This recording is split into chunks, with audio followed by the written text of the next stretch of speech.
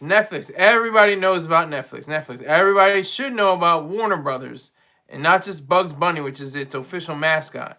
But seriously, there's a $72 billion deal Netflix has for Warner Brothers. It wants to acquire it, and Warner Brothers Discovery, which owns CNN and a whole host of other platforms and channels.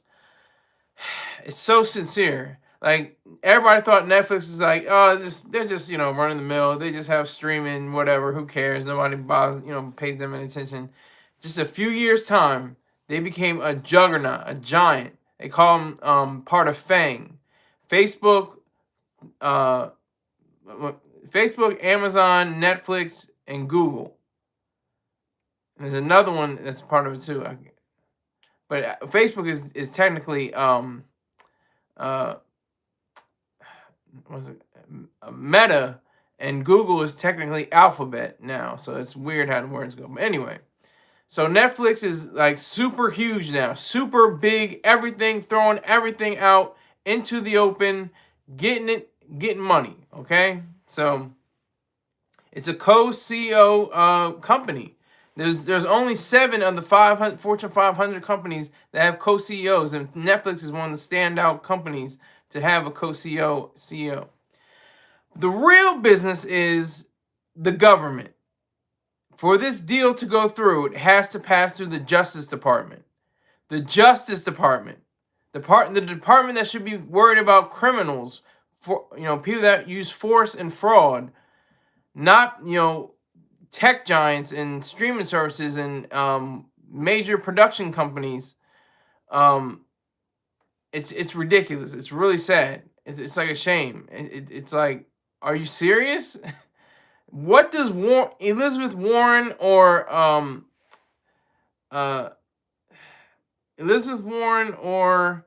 Bernie Sanders have to do with these deals? What do they have to do? What is their main gripe? The fact that people are successful in life and want to make something of themselves? Is that their main gripe? Is that their main sticking point? That they don't like when people are actually successful and great and want to do big things, want to do great things, and continue on with their businesses? Now, I don't know about you, but when I drive past my local cinema, there's a board that used to show the movies in red. It used to say "now showing," and it doesn't even show that anymore. I go to the box office. Nobody's behind the place where you get it. You just a ticket. You just get it manually.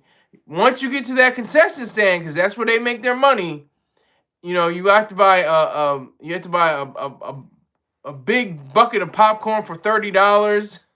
Get a Coke for $15. Get some Snickers and some Jujubes for $4, $5, and $7. And you're making life decisions at the counter as you're doing all this. You're looking at your family, as going out for a date for your girlfriend or whatever the case may be. You're gonna spend at least $40 to $50. It's no question. The ticket plus the concession, the food and drinks and stuff like that. Now they have pizza and hot dogs and all kinds of stuff as well. Besides just popcorn and candy. They got I'm sure Shishi Fufu, really high class movie theaters probably have shrimp and lobster and cheesesteaks and all kinds of different things like that as well. So I'm just imagining that. Who is this? Noodle Wee Wee? Hello, Noodle Wee Wee. Hello. Make sure you tell about 3,000 friends about me. Yeah, so this Netflix deal is something serious. It's something that's beautiful. I mean, everybody's always afraid of change creates the most fear out of everybody. I mentioned in the story I wrote for Vocal that you can look up online. Skylar Saunders, the title of it is Reason First, Netflix has every right to buy Warner Brothers. But anyway, I have that title because of the reasoning behind the corporations that have to guard themselves from the government, the ones that are supposed to protect their intellectual property rights and protect their rights to create and allow it to make great fortunes.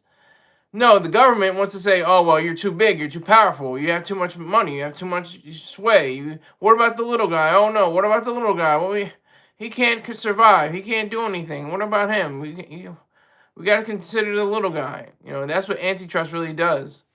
It's a sick cycle of that's very vicious. It's very vicious. It's very ugly. It's a disgusting, disturbing trend that goes on with antitrust laws. But Netflix is such a wonderful company, and it's like I said before, with movies like Singing in the Rain, Sunset Boulevard. The themes behind those movies are like the old days, the passing of the guard, you know, going from, you know, silent film to talkies, and everybody was saying, if we go to talkies, nobody's going to see the movies. They're going to just say, why are these people talking on the movie stage? Why are these people talking? Why are they saying things? Why aren't they just acting? Why aren't we just looking at their face and saying their facial expression and seeing, oh, I can tell it's registering. You know, like they had the there's this famous triptych kind of thing where there's this actor who has a blank face. He just has a face like that, and he's looking at multiple, you know, three different things. He's looking at let me see if I can remember all three. He's looking at I think he's looking at a corpse. I think he's looking at a beautiful woman, and I think he's looking at a dead baby. I think it is of a dead baby, and then he's looking at a beautiful woman. And then something else. It's the third one I can't remember, but you get the idea. His face is just straight, you know. He just has no other option to look at. So he looks that way because that's the only thing they could do. You had to have expressive or non-expressive in this case ability to show to the audience what you're thinking, what you're feeling, what you're going to say, what you can't say. But, you know, they would say it would talk, and then they would show the title cards, you know. But everybody at that time, late 20s, early 30s, another movie nobody saw and was terrible, Babylon. It's worse than its parts. Its parts were pretty good. It had pretty good parts, but the whole was awful. Babylon. If you ever get a chance to watch that movie. The Weird Kid 444. Yo, what's up? What we talking about? We talking about you getting more subscribers to get onto my channel, to you subscribing. That's what we're talking about. And I have the real Wiz Kid, in here. What's good, my G? What's good, Wiz Kid? What's good, my friend? Well, we're not friends, but you know what I mean. I'm not your buddy, not your friend, not your pal, as Mr. Choice Star Terrain would say. But you're all good. You're good in my book, Wiz Kid. What's up, Pla? What is Pla? Team Sammy 6. Oh, salute to you. And salute to Wiz. Definitely salute to Wiz. So yeah, so Netflix is like really, you know, this juggernaut, this giant that came, you know, that the seed or the rose that grew from concrete kind of thing, you know. Kind of like homie. Okay, good to go. I don't know what that means, but all right. But yeah. So Netflix is this, you know, this giant, just large, colossal being that is taking over what is, you know, regarded as, you know, a big five, Warner Brothers. And it's weird too because it's Warner Brothers, and there's Warner Brothers Discovery. That's the one that Netflix is going after. The $72 billion deal was with Discovery. Netflix talking about buying Warner Brothers or HBO. I forgot. No, both. I think they're doing both. I saw it was just Warner Brothers, but it's actually I think Warner Brothers owns HBO, and therefore they would absorb both companies. I think that's the case. I could be wrong. I tried to do as much research as I could, but you know, it was kind of crazy. But yeah, so I mean, it's wild. It's wild. You were gonna send me this story, Wiz? You were gonna send me this story? Well, hey, feel free whenever you do. Sometimes I might not get to it. Sometimes I do. I do. Whenever I do a show, I give you your props. When you send me a show, a story idea. So I do appreciate it. So yeah, so that whole time period, the late 20s and 30s, what's going to happen? What are we going to see? How are we going to watch these movies? And they're talking. They got people on the screen saying words. What's going on here? See? Yeah. I read the article earlier. I was going to send it to you, but I didn't think you would cover it. Yeah, I'm covering it. Because I have this is more of a serious issue. Then I'm just going to have fun for the second hour. This is a 2-hour show. I'm just going to have a lot of fun. You can just ride with me, Wiz Khalifa. I must say Wiz Khalifa. Wiz Kid. I'm going to say Wizard, because I'm used to saying Wizard now. Even though he has Wiz Kid 90. Wiz Kid 90s. But yeah, so Netflix, hey, do it. I mean, even under the description, it says Netflix has struck a deal with Warner Brothers Discovery, the legacy Hollywood giant behind Harry Potter and Friends, to buy its studio and streaming service business for $72 billion. $72 billion. That's a lot of money, but then it's not really that much money. It's like it's good money we're talking about huge corporations here. We're talking about gigantic companies. I mean, in the long run, that's not that big of a deal. I mean, Nvidia or Nvidia or what are we arguing? Is it Nvidia or Nvidia? Anyway, they are. They are serious. Apple is serious. Okay, they're $1 trillion companies. These are $1 billion companies. That's good. That's really great. It's not even like anything to sneeze at. I'm not trying to say that, but I'm just saying. Yeah, is it? But say the phonetics. Say the phonetics. Capo de Boss Don. And Wiz says, I didn't know Netflix had that much. I thought they was up 100 million, not billions. Yeah, You would think they only came out in what, 2007, something like that. Let me make 100% sure.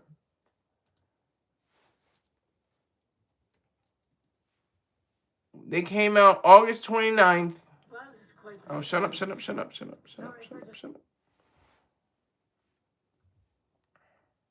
Hold on.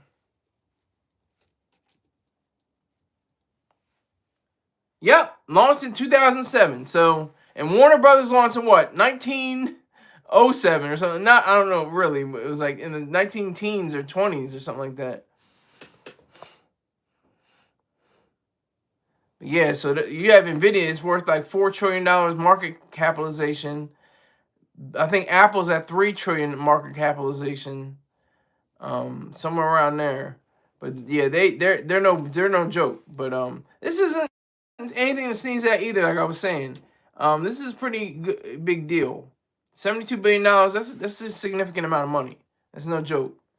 And if Netflix has that kind of cash on hand, more power to them. Let's hear it for them. Clap that up. I'm not saying being that sarcastic or cynical. I'm saying sincerely. That's amazing. A 2007 company worth more than probably is worth $200 billion or $300 billion or something like that to buy something for $72 billion, and something like Warner Brothers Discovery, which is amazing. Who's this? Marlo Martinez 9897 said hi. Hi, Marlo. Salute to you. Make sure you tell 3,000 friends about me. And make sure you subscribe. Everybody in the room, subscribe. Make sure you get the subs up. Make sure you subscribe. How you doing? Well, it's not about how I'm doing. It's about how many views can I possibly get? How many subs can I get tonight? That's how I'm doing. But thank you for wanting to know. I appreciate it, Marlo.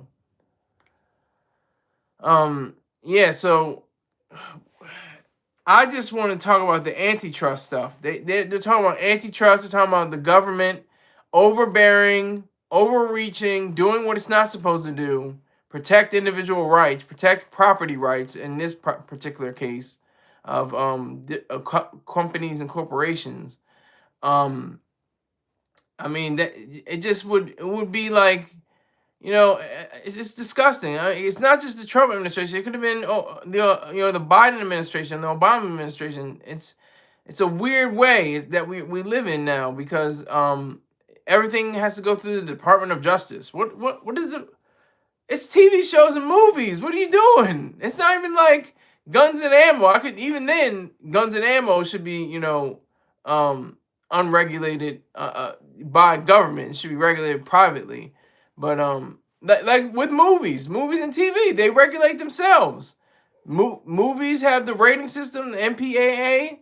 If I have that right, it could be just MPA now. I can't remember. But TV shows, they have PG, PG-4, TV-14. TVG, TV PG, TV-14, TV MA. Like video games, TV, everyone, E for everyone, all the way up to mature. We can do this. We have the possibility. The government doesn't have to step in on everything. Which says America has to have the last say, so you know this. Yeah, I know. The American government has to say it. But I think are you saying America, we the people have the last say. That's why I was saying with the rating system. You watch a TV show, it goes from G to MA. It goes from E to MA for video games. So why can't we police ourselves? Why does the government need to step in, say, oh, no, you can't take care of yourself. We have to make sure we do this. Oh, no, you're too big of a company. You have to humble yourself. You can't do that. You're going to go down. You're not going to do well. Oh, no. Oh, the government. Okay. I got you, Wiz. Okay. Yeah, the government. That's what I'm saying. The government always has to tisk and shake its finger. Just another girl 677. If you subscribe to me, and I can tell that you subscribe to me, just another girl. I don't even know if you're actually a girl, but I'll do that. I'll check if I have a subscriber. Let me check that right quick. Yeah, it's messy. It's messy. Okay, I think you subscribed. Hi, just another girl 877, or what is that? 677. I'm sorry. Just another girl 677. Hi, hello. Make sure you subscribe. Make sure you tell 3,000 people about me in this live chat.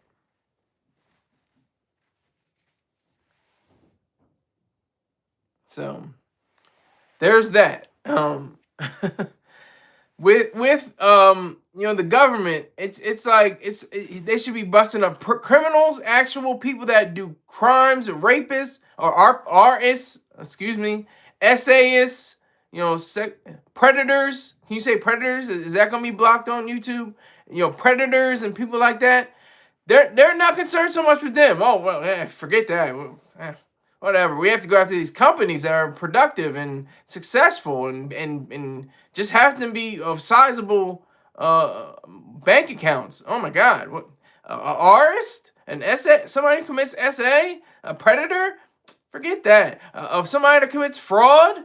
We'll let their own children handle it. Like with Bernie Madoff. It's just disgusting. It really is disgusting. It's a sad shame how the government the state has, when I say the state, I mean capital S state. The state has more sway over anything than the actual players, the actual CEOs and co-CEOs that are involved in the trades. Because that's what it is. It's trade.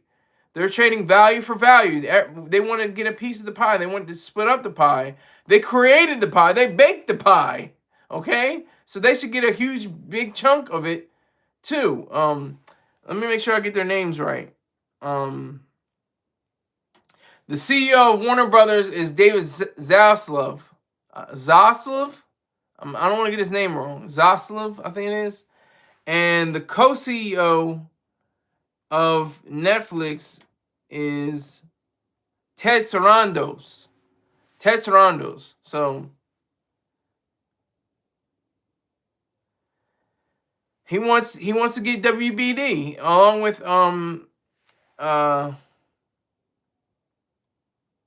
Greg Peters. Greg Peters is the co-CEO of Netflix. So I'm gonna do a Q&A sticker.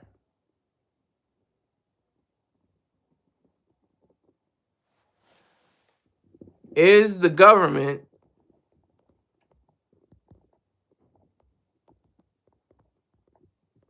reaching?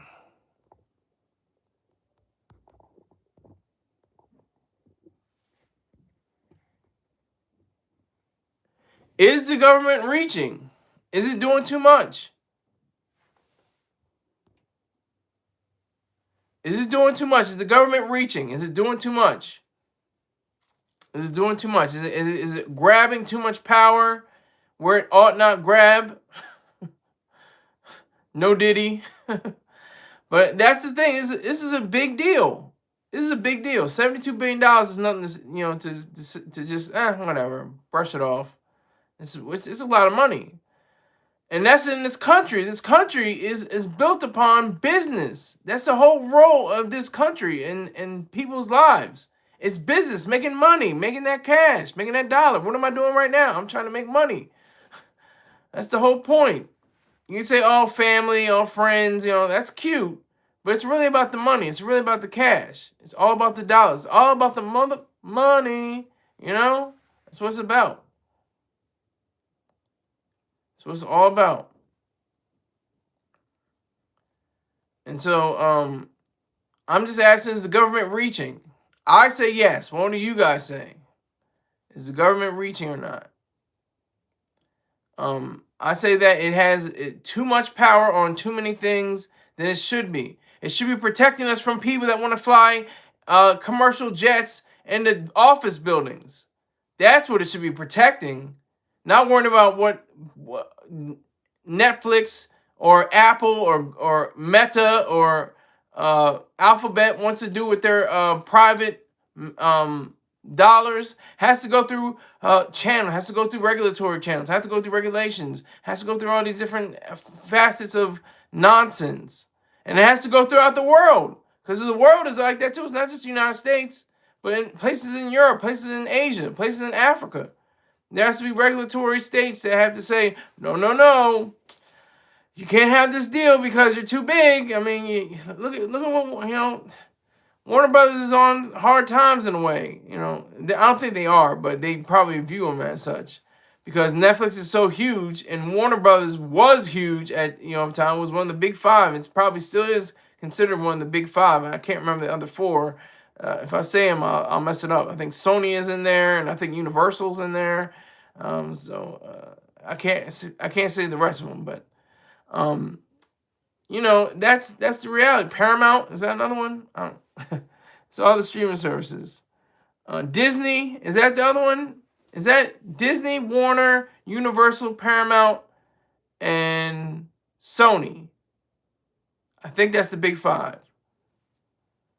I could be wrong. Please correct me, my dumb ass, if I'm wrong. But is the government reaching? Is it doing too much? Does it have too much power where it should not have too much power? And antitrust laws are completely and completely wicked. They're absolutely evil. Antitrust laws, disrupted Microsoft. I mean, Bill Gates bounced back. He's way too smart not to bounce back, but he bounced back. Microsoft is pretty strong nowadays. It's not, what it used to be, but it's pretty steady on what it's doing. Microsoft had an famous antitrust case in the 90s. Bill Gates was like, okay, you want antitrust? Fine. We're not going to bother you. You don't bother us. There was a knock hanging at the door for Microsoft. They said, look, we're going to put you in, we're going to take you to court. So then he had to, basically spend all his money, his time worried about this antitrust case. And meanwhile, the late great Steve Jobs, representing, Apple went on a tear. Apple took that as an opportunity. They said we're gonna make this company, huge. We're gonna make it extravagant, gigantic, just magnificent, just overpowering everybody. Apple's gonna do it. We're gonna have this flashy, fancy iMac with the color on the back, and they don't have color. They're not innovating. They're not creating. They're not making stuff like that anymore. We're making things beautiful. We're making things like art. We're making things like, we're combining technology and computer science with art. I mean, who does that? So we're gonna speed forward, but that antitrust case really affected Bill Gates. Really, really, and it really affected him. For in the negative way. Hold on, let me make sure I get his name right, because I'm gonna say, hold on. Paul Allen. Paul Allen, his partner. Everybody, usually most people have a partner. Steve Jobs had Steve Wozniak. Bill Gates had Paul. Oh my God, Paul Allen. Always my names are messed up. Bumaclot, Warner Brother. Why are you with a Warner Brother when you can't Warner Brother? Yeah. So, Warner Brother, yes. We're talking about Warner Brother. We're talking about the big stakes at hand and all of this going on. All this is happening right now in front of our faces. Something big, something huge, something extraordinary. This Netflix deal. I mean, Netflix was just a little, like, it's Hong Kong. Netflix is Hong Kong. Hong Kong was just a little boat village. Nobody knew, a little fisherman village. Just, some fishermen on a rock. Then within, they made a contract with the British, and it just exploded. The whole place, the skyscrapers that put New York to shame, as Dr. Brooks says it, it just exploded. That's what happened with Netflix. Netflix was a little DVD service. There, DVDs in the mail, and that was it. That was cute. And Netflix, oh great, I want to go, see a Netflix movie. You go to your local, gas station. Sometimes I think it was. It could be Redbox. I could be confusing it with Redbox, but I think it's I am probably confusing it with Redbox. But I know Netflix was in the mail. Netflix was definitely in the mail. You got a DVD in the mail and you were happy with it and you send it back sometimes. It was like the new Blockbuster. Blockbuster was like really old and dying and decrepit and nobody was going to see them. Everybody was like, Netflix, you just watch the movie. When you're done after a few days, you send it back and you're good. You ain't got to worry about anything else. And so out of that, 2007, what is that? Going on 18 years ago. It's about to be 19 years ago next month. And next year.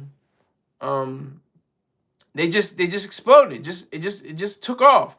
The streaming platform, the original programming, the movies that they selected, their choice to have movies be recalled, and you have to watch it now because it's going away. Like, really, Netflix?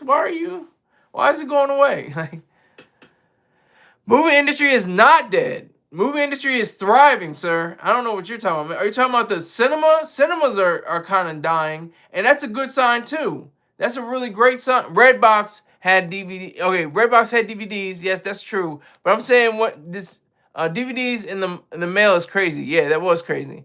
But was there? I know there's Redboxes at the store. And you'll go to the grocery store and your gas station. That was Redbox. But was it also Netflix? I can't remember if Netflix was at the grocery store or not. But anyway, all in all, about this situation, I mean, I'm going to continue to answer your questions, so you guys can answer questions about the topic. We can talk about that. I'm going to still talk about it.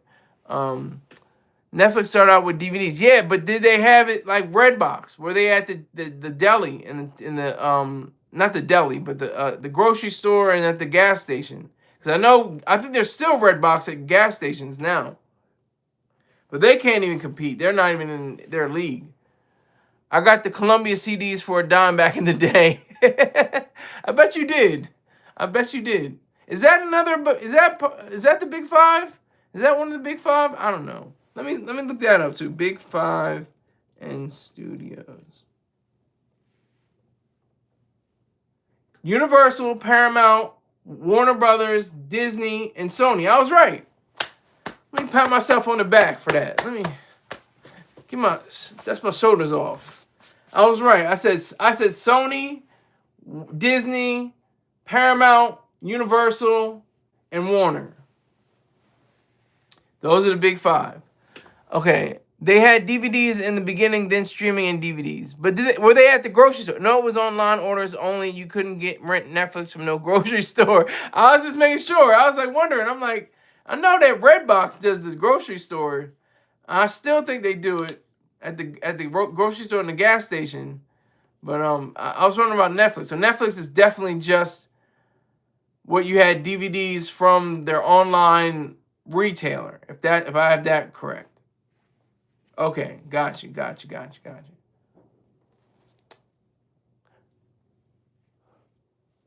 Redbox in front of Walgreens, exactly. Redbox is in front of Walgreens, exactly. That's true. That is true. So, yeah, this story it just broke me up because I'm just saying these companies are lifeblood, and I'm saying with the cinema, the greatest thing would happen is the poor keep getting richer. The poor keep getting richer. Let that be known. Let that be. They always say, while the rich keep getting richer, the poor keep getting poorer. Remember that Maria song? The rich get richer and the poor get poorer. No. Don't let them believe that BS. Don't even start to believe that BS. The people that are in the middle class, the relatively poor people, relative to the upper class, they're getting richer and they're getting more money and they're getting bigger houses. And in those bigger houses, they have theater rooms. And in those theater rooms, they have concessions. They have popcorn machines. They can have, there's probably like a little concession area with candy and stuff like that. And if you have to go to the bathroom, you can just get up, you put on pause and go to the bathroom. Can't do that with the cinema at the local Money Mart or something like that.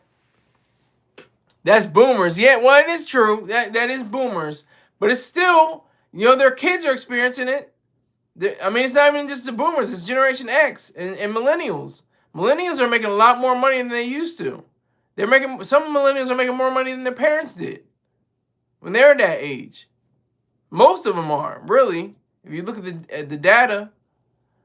But yeah, so you want to have those theater seats. You want to see the big screen in the comfort of your own home. You don't have to get dressed. You can be in your pajamas. You're still doing the same experience, watching a big screen with surround sound. You have the audio in the walls. They got the picture. Is huge. It's probably like a 200, 300-inch screen. Probably even more, 500 or 1,000 sometimes, 1,200-inch screens. Scamming on the internet. What are you talking about? I don't know what you're talking about, Bumba. What are you talking about? Boomers scamming on the internet. What are you talking about? I don't know what you mean.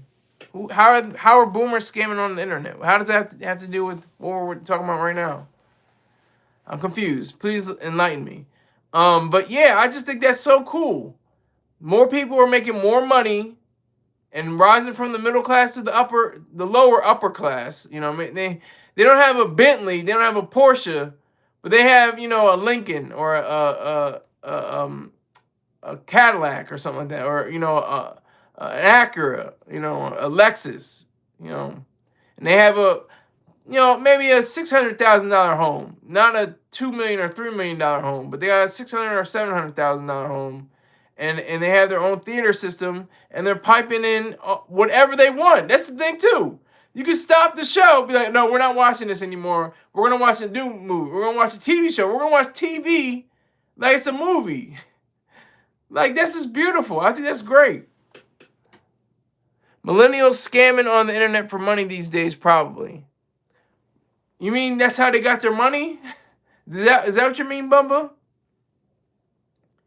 I bet they are. You know, scam. I mean, I'm not promoting scamming, but hey, find a way. Find a way that's legal. Find a way that's legal. That's all I can say. Some of them, yeah, some of them, yeah. Not me. I'm not. I'm not one of those. I get all my different, you know, streaming services. I pay for all of them. Yeah, you're a millennial. I think most of the people in my what's it called? My analytics, my the people that are in my age range are millennials. I think that's true.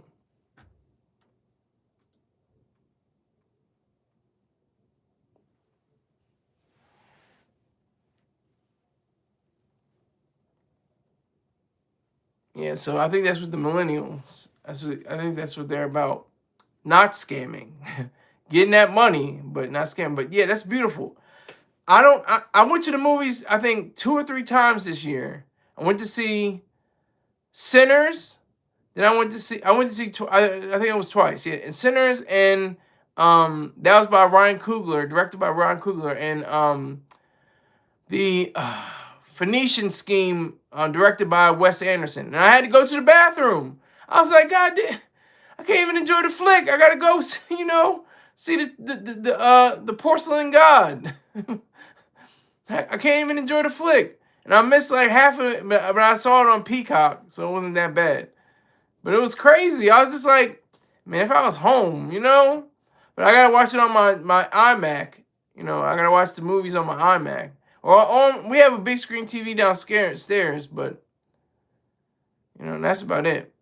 I'm gonna get rid of this because nobody's. I don't know if anybody's answered or anything. I don't know what the hell to do with it, so I'm just gonna get rid of it.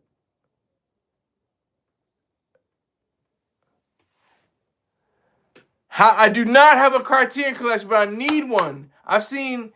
I'll tell you my Criterion collection. I don't even know if they're in the Criterion. I'll tell you my collection of movies. Fresh. Go see the movie Fresh. If you haven't seen the movie Fresh yet, definitely see Fresh. The Glass Shield. See The Glass Shield. Definitely a great movie. I don't know if it's in the Criterion collection. Definitely see it. Orfeo Negro, or Black Orpheus. See Black Orpheus. See that movie. See that movie. Thief with James Cain or Khan or Can. I don't know how to pronounce his name, but he's dearly departed. So salute to him. You know, but yeah, you gotta watch the movie Thief. It's a great movie, and of course, my favorite movie of all time, Rushmore. I think that's in the Criterion collection. I'm pretty sure that is. I'm definitely sure that Rushmore is in the Criterion collection. Barnes and Noble sometimes has a half off of the Blu-rays, and I get them. That's awesome. I got most of the David Lynch. I was just about to see. I said my top 5. That's my top 5. David Lynch. You know, Eraserhead, The Elephant Man, Blue Velvet, Lost Highway, Inland Empire. Just greatness. Mulholland Drive. Are you kidding me? We can go toe for toe, boy. We can go toe for toe, Bumba. What you want? That's my David Lynch lineup. I can do all day with David Lynch. I can do all day. I want to get the Gummo one. I don't know about the Gummo. That's the same director. What's his name? Hold on, I can look it up. His name is Kirian. What's his name? Harmony Korine. I know it was Kirian or something, or Korine. In his directorial debut, he wrote, I think, the movie Kids. Gummo is just like, I think, one of the worst movies I've ever seen in my life. I hated it.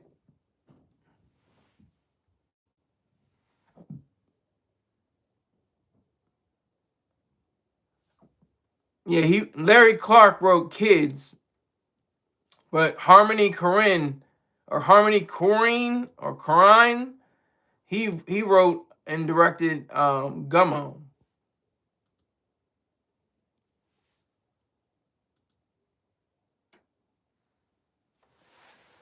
Y'all going fast.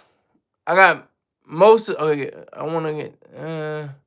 What's a sequel you want to happen? I'd love to see the Big Trouble in Little China too. Oh my gosh, yeah, that was That's hold on. Don't. I'm not gonna look it up yet. I'm not gonna look it up. Hold on. I'm gonna try to get it. Kurt Russell, right? Kurt Russell. That's Kurt Russell in Big Trouble in Little China. Let me make sure. Let me make sure.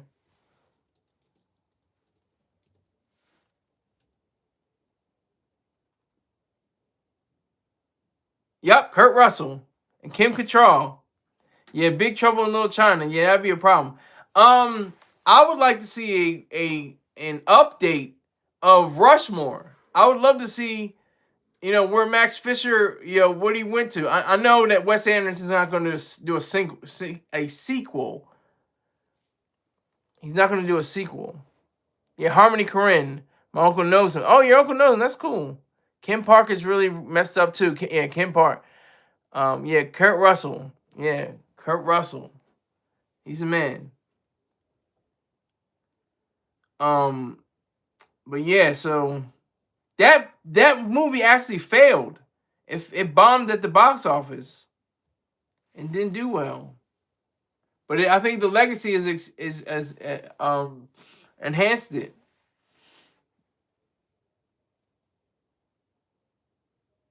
It holds a 73% rating. It says Big Trouble in Little China distills Kung Fu B movies as affectionately as it subverts them, brimming with energy and packed with humor. Wow. We should have TV screens in the bathroom or the movie theaters now. God damn. You know what? And they will make you pay. They're gonna make you pay like $3 to $5 for every. Like you have to. It'll be in a little something in the seats. Like it will have a little ticker or something like that. Have a little chip, and the chip will have the reading of the movie exactly where you stopped it. Right?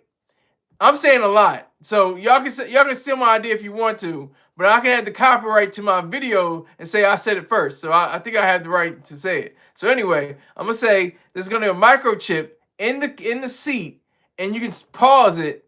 You can pause the movie, get up, go and get your popcorn and your hot dogs and your pizza and your ice cream and stuff like that, or go to the bathroom because you're gonna need to go to the bathroom after you get your popcorn and ice cream and hot dogs, and then you just put it back into the chip and you can just read from your phone what happened and let it catch up or something like that. I'm just throwing it out there right now. See what happens. I'm just throwing it out there right now.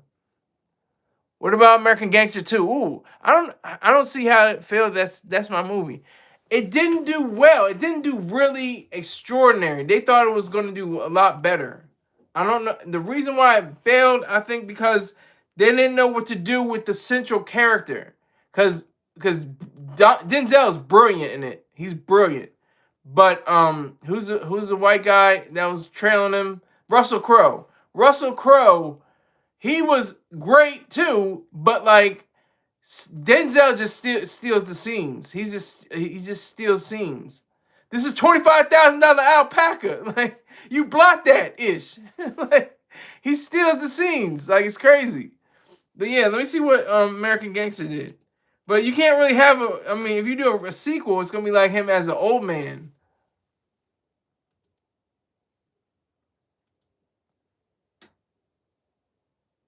It did, let me see, based on a budget of,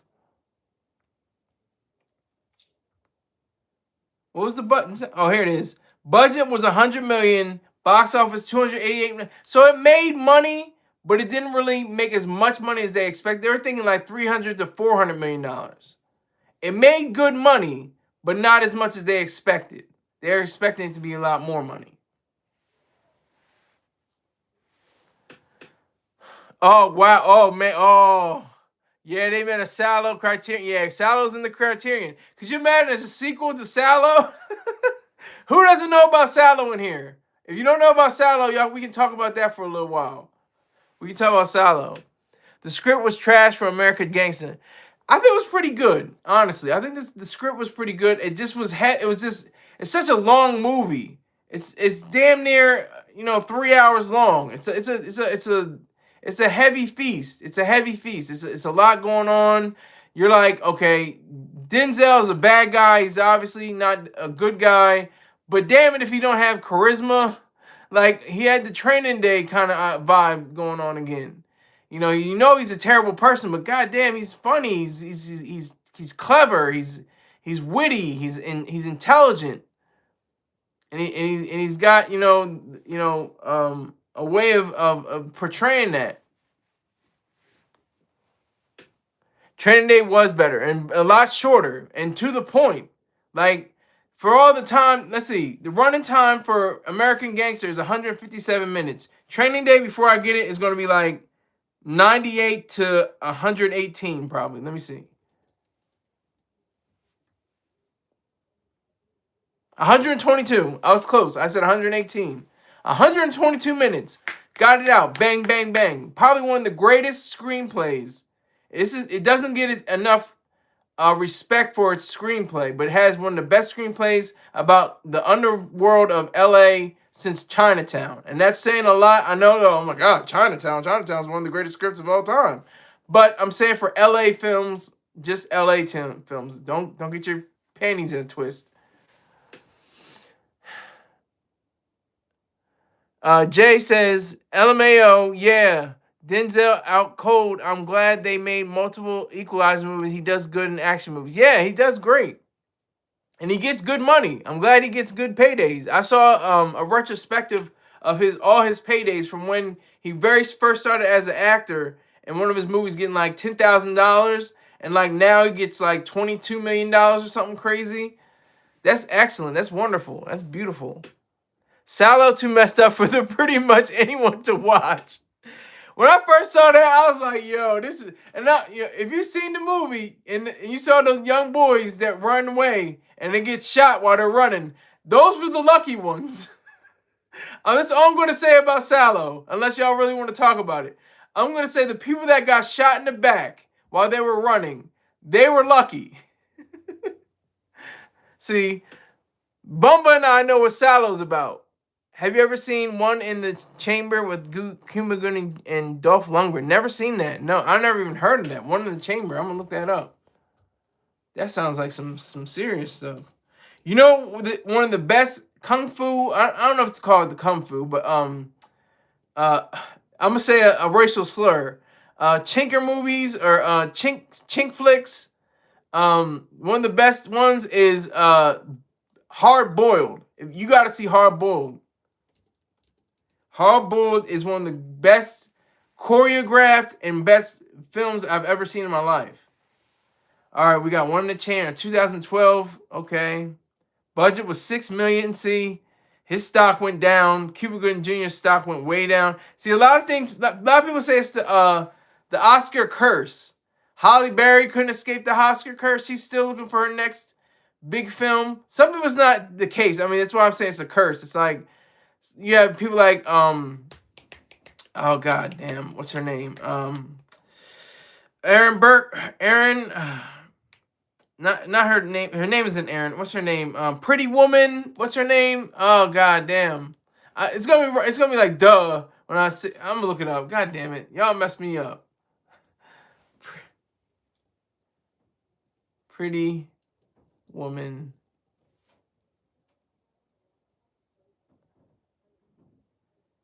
Julia Roberts. Yes, Julia Roberts. Yes, thank you, Wiz. Yes, Julia Roberts. Julia Roberts has escaped the Oscar curse. She won for Aaron Brockovich. I think like in the early 2000s, and she's just been firing. She's got a new movie out. They're having Oscar buzz around that. So she escaped it because her complexion for protection for collection. I don't know. Is it? You guys tell me. The director got killed the day the movie came out. Wow, that's crazy. Oh, you're talking about for Salo. Well, not Salo. Are you talking about Salo or One in the Chamber? Salo it was a few days or something like that. I think it was a few months afterward. But yeah, he got killed. And then oh goddamn! Willem Dafoe played the director in a movie. I can look it up. Let me see. Willem Dafoe.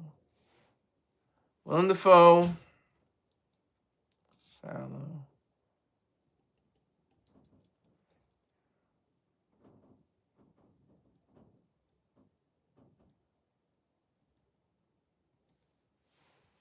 All right, I'm gonna try to find it. I'm gonna see.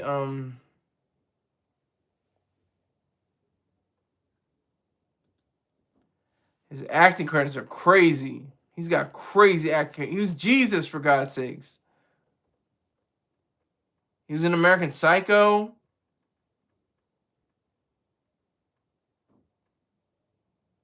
I'm looking for it right now. Is that it? No.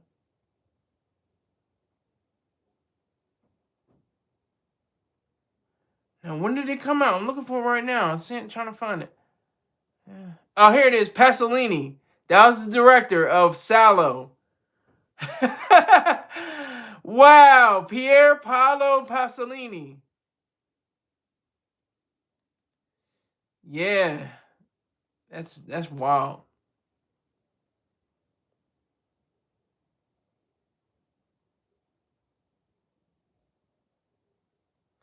So this is a few. This is a few days. This is a few years, I think. A few months or a few years after the release of Salo. But yeah, he was killed. You ever seen Begotten? No, I have not seen Begotten. That's one I have to see though. What's your favorite horror film, Sky? Precious. That's the first one that comes to mind. Precious. That movie is frightening. They got they got the daddy saying, "Oh, your pee is better than your mama's pee," and I'm saying your coochie or whatever. Your coochie's better than your mama's coochie or something. That's just she's got a baby by her dad. Like that's horrific. That's a horror movie. Precious.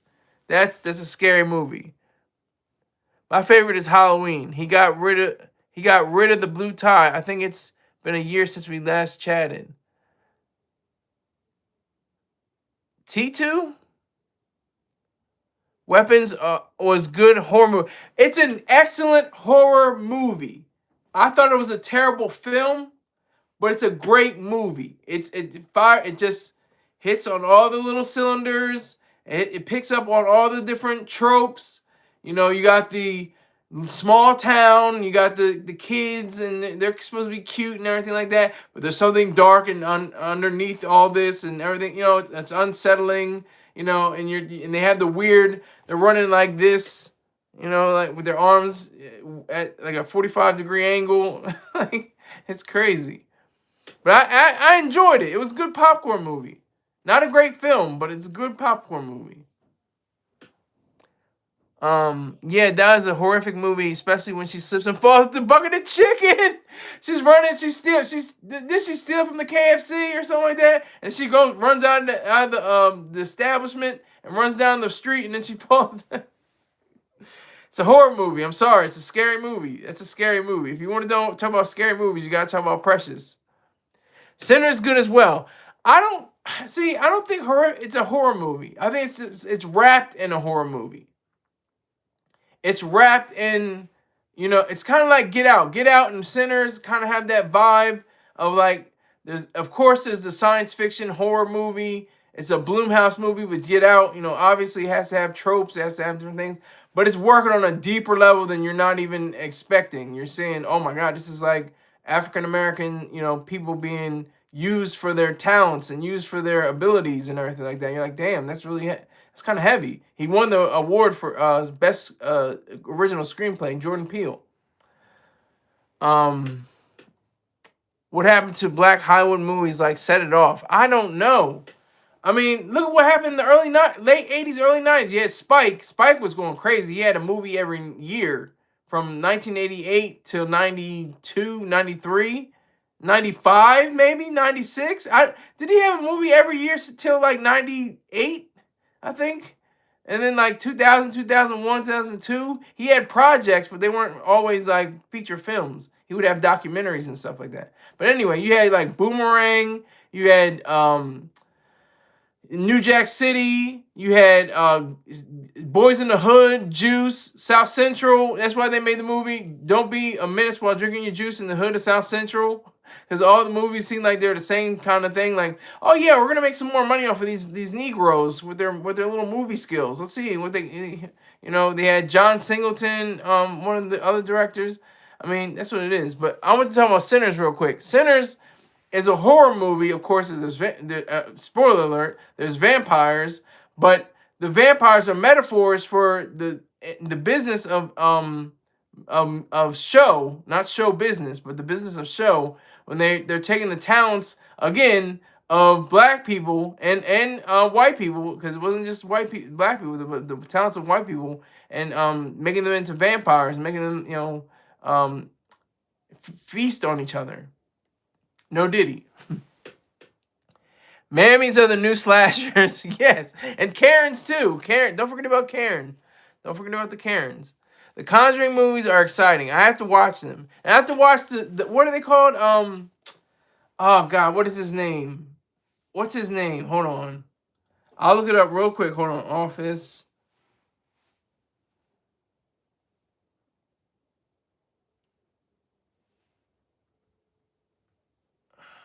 The Office.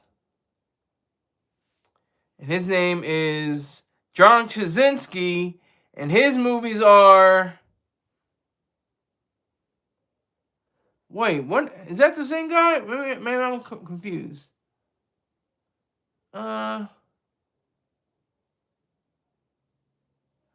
Maybe I'm confused. What is... Oh, here, no. The Quiet Place. A Quiet Place.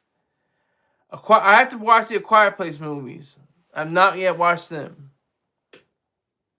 Interesting allegory about Sinners. Yeah, very interesting. The movie business is focused on big names who can fill up movie theaters or get Netflix memberships.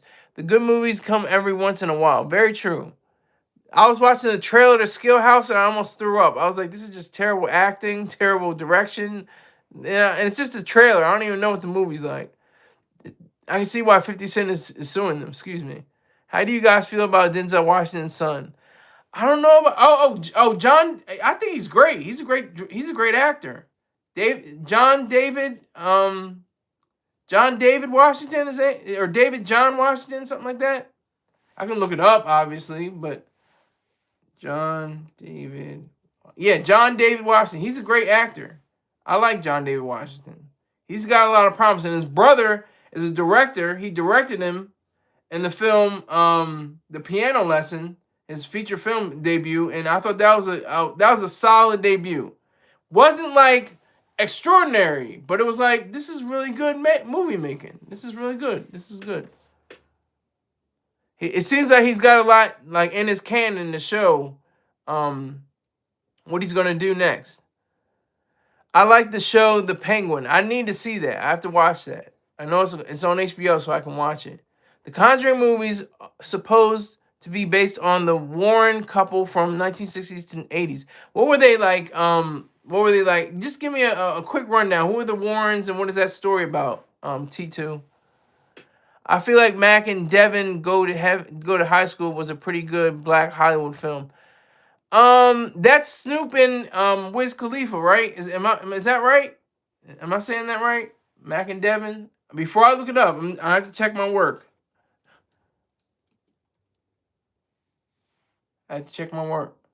Yep, I was right. Snoop Dogg and Wiz Khalifa. Yeah. See, I haven't even seen that yet, but there's Tierra Marie's in it. Mike Epps, Lunel. There's some Don the Magic Wand. Mystical's in it. Oh, his voice is in it. That's serious. Tierra Marie, oh my gosh, she's old. She's 38. That's old. I'm old. I'm not just saying, she's old, but only big stars I can think of now are Tom Cruise, Brad Pitt, Leo DiCaprio, Denzel Washington. CGI taking over. And I think CGI is going to do well. I think in AI, not even CGI. CGI was like the 90s and people were like, but CGI is like passe almost. It's AI. AI is the big number right now. So to wrap all this up, the Netflix deal should not even be touched by government. That's the whole point. It should be completely free from the government's hands. There should be no antitrust issues, and it should be free for the company CEOs and co-CEOs to flourish. All right, now it's fun time. If you want to talk about movies, like we can talk about movies. But the second hour, we're going to talk about Boosie. Boosie does this. I mean, I don't have it right here now, but there's a image. I'm gonna work it out one day where I'm gonna have the image of him. He thought the swag surfing song was still played at the at the games. He thought the swag surfing game was still played at the games. Okay, wait a minute. We're still talking about it. Okay, hold on. Okay, and The Conjuring Believe is a paranormal movie. All right, movie was pretty corny but fun. That's what I felt about Weapons. I was like, this is really predictable, but okay. But it was interesting how they went back in time and showed, how the person came to be at this point. I thought that was pretty innovative. You don't see that a lot in horror movies. You see that in like dramas usually. Don't waste your time. The movie trash, but the soundtrack fire. Oh, okay, I got you. Annie Milnock is in it too. Wow. Warns a couple that fought occult and demon spirits. Best movie I guarantee you like is that Haunted Doll Annabelle. Okay. Most stories took place in New England. Yeah, that's weird. It's a witchy place because of Salem and everything like that. Yeah. What Boosie do now? Yeah, he was the remake of Dune was horrible. I hate Dune. I hate the David Lynch one. I don't want to read the book. All I can think about is sand. I don't and those goddamn worms. Like I don't care. I tried. I sincerely sat down and tried to watch the damn movie.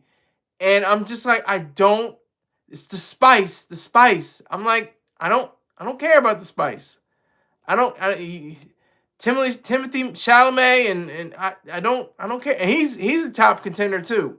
Timothy Chalamet, you can't forget about him. He's everybody I think you mentioned has got an Oscar though, by the way. Denzel, Brad Pitt, Leo, they all have Oscars.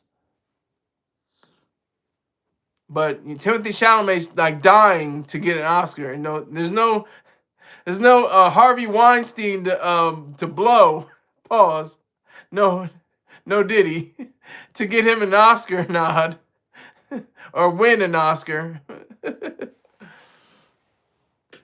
Boosie sounds too much like Boosie. It sounds very much like it. It's very close.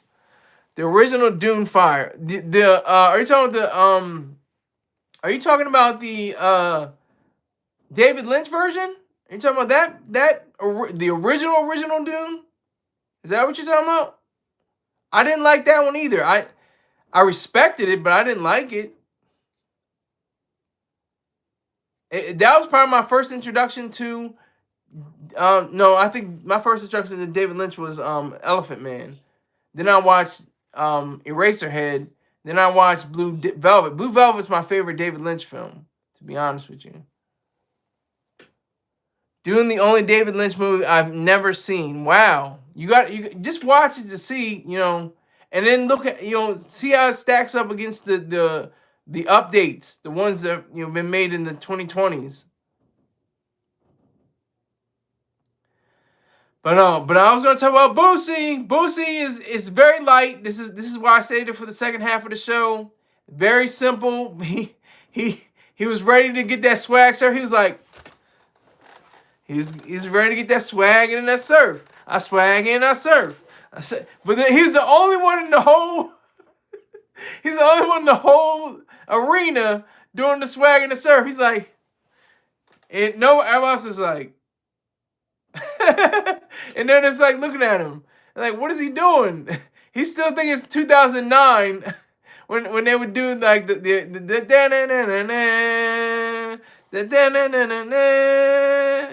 I swag and I surf. I'm clean like this detergent.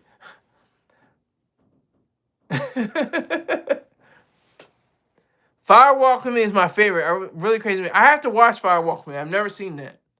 I think that he won the Palme d'Or, but he downplays it. Like downplayed it. He passed away earlier this year. But he downplayed like Firewalk with Me for some reason. I have to watch the movie, but he didn't really hype it up as much. From what I understand, he didn't really hype it up as much. Dune Fire, I thought it was a part of Star Wars. I can't stand Star Wars either. I've seen all of them. They're all, it's just I just can't get into. I get the metaphors. I like the metaphors. The Luke and the father and the whole making of Darth Vader from Anakin Skywalker and everything like that. I thought that was kind of cool. I like that kind of imagery and that kind of metaphorical play on the idea of an empire like the Nazis. That's why he has that helmet. It looks very reminiscent, doesn't it? The father, Vader is father in German. Like, okay, I got you, Lucas. I got you, George Lucas. I understand where you're coming from. It's underrated. Okay, do you mess with Charles Bronson? My favorite is the Alamo, of course. I don't mess. Is Charles Bronson like westerns? I don't do westerns. I don't like. I tried the black western. What's his name? He's a real a man. He was a real sheriff. Bass or Bass, Lance Bass or something like. Not Lance Bass. Let me see what his name is. God damn it. Let me put some respect on his name. Not Lance Bass. That's in sync. Hold on. Bass Sheriff.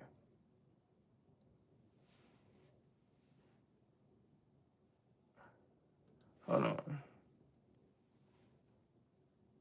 Bass Reeves. I couldn't think of it.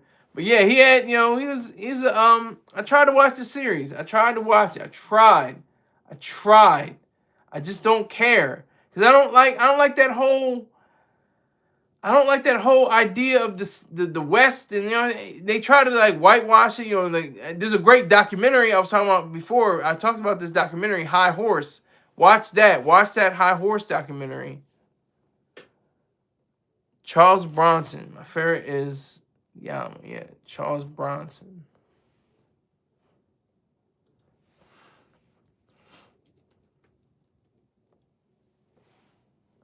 Yeah, the Alamo. Let me see.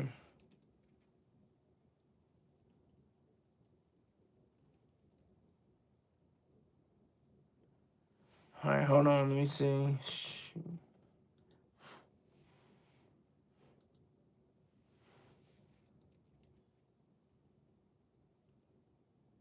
I don't think, is that Charles Bronson? The Alamo? I'm not seeing it. It's not coming up. I mean, you could be right. I'm not saying you're wrong, but I'm just saying, I'm not seeing it. Once upon a time in the West, he has a lot of Western to his credit.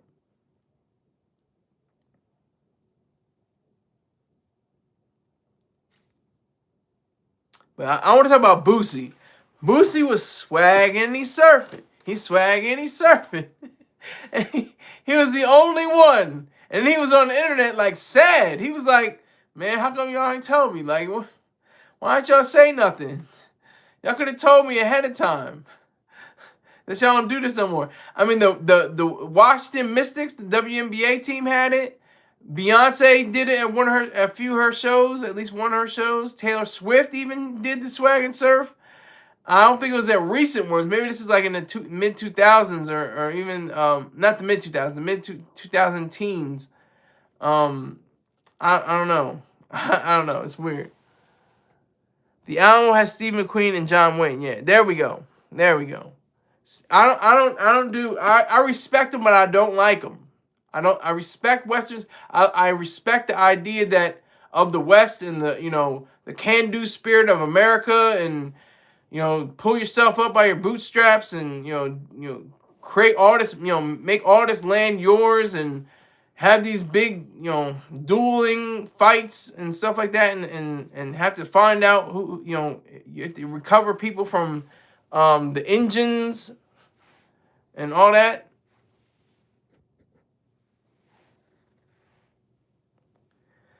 But he was swagging, he's surfing. He was swagging and he's surfing. He was swagging. He's the only one. I want y'all can look it up right now. Look it up. Do Boosie swag and surf.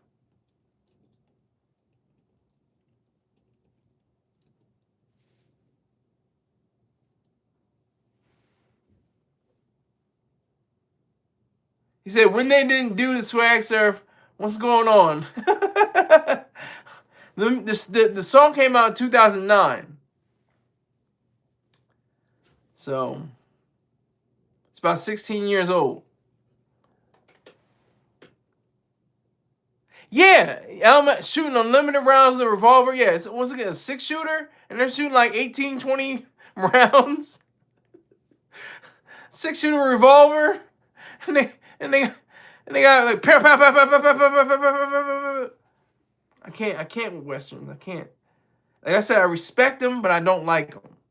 I like, you know what I like? I like business movies. I like drug business movies. I like financial business movies. I thought Wall Street was brilliant. It could have been better, but I thought the script was really good. But, you know, overall, some of the different elements, like when he does this excellent speech about greed in America, greed and how it makes better the lives of people and creates things and lets everyone flourish. And then they play Fly Me to the Moon. Like he was just saying, like none of what it completely negates everything he just said. Like the movie like spits in its own face in a lot of ways. So, you know. But, you know, New Jack City, you know, Fresh. Like I said, that's one of my top 5. New Jack City, Fresh, Blow, American Gangster. Before that, Paid in Full. You know, I like drug business movies. I love drug dealing movies. Those are my favorite. But anyway, back to Boosie. Swag and he served. He swags and he served. He swag and he served. He's clean like this detergent. The Great Debater was fun. I thought it was. It's an underrated movie. Nobody made any money from that movie. Nobody made any money from The Great Debater, sadly. It was about communism, though. It was, and that's one of the probably the big sticking points of what was made it terrible. It was great filmmaking, but it was like a bad message at the same time because it was like the idea of communists. You know, only the communists can have better skills and stuff like that. I wasn't too keen on that. Wow, they didn't make money. No, they didn't make any money from that. Nobody made money from that movie.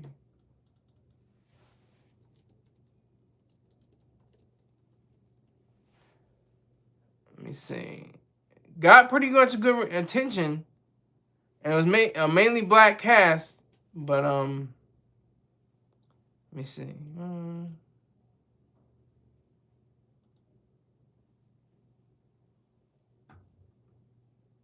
Against a budget of $15 million, it doubled what it did. You know, it made $30.2 million, but at the same time, they were expecting probably like $50 or $100 million because of star power. Because Denzel Washington, he directed it actually. Forrest Whitaker, Journey Smollett, Kimberly Elise. But he had that swag, and he served. He swag, and he served. He's clean like this detergent. That was his whole. That was his bag. That was his whole bag. He was just in his. He was in his feelings. He was in his feelings.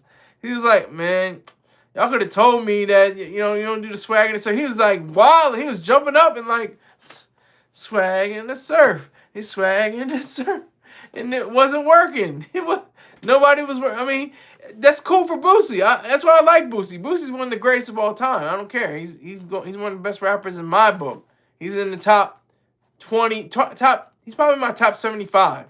He's in my top 75 favorite rappers of all time. But you know, for him, you know, I'm just glad this is a story about him swagging and surfing, rather than him getting a gun charge or somebody getting gunned down or one of his family members getting gunned down or something like that. That's why I like this story, and that's why I picked it up because it's kind of heartwarming. It's Christmas time. It's Christmassy Boosie, Christmassy Boosie. Very close. We don't care about Boosie. Oh, Wiz. Oh man, who is we? Who is we? What if Jay Leo wants to talk about it? He might want to talk about Boosie. Okay, what's the most terrible film with budget, storyline, production, and cast expectations being high? Anything that MST3K does. Any movie that you see on MST3K. You don't know what MST3K is? It's Mystery Science Theater 3000. It's one of my favorite TV programs of all time. So clever, so like erudite, like very profound, and funny as hell. Like they have so many references. They reference TV, movies, books, everyday occurrences. It's just great. One of the greatest TV shows ever. MST3K. Yeah. So any movie that's on there, you can pretty much say it had high expectations. Roger Corman is one of the main people behind that, though. That's right. That's right. That's right. That's right. That's right. That's right. I'm clean like this detergent. I got my polo on my body, my bag match my body, my sneakers and something. I don't know, but I swag and I serve. I swag and I serve. I swag and I serve. I'm clean like this detergent.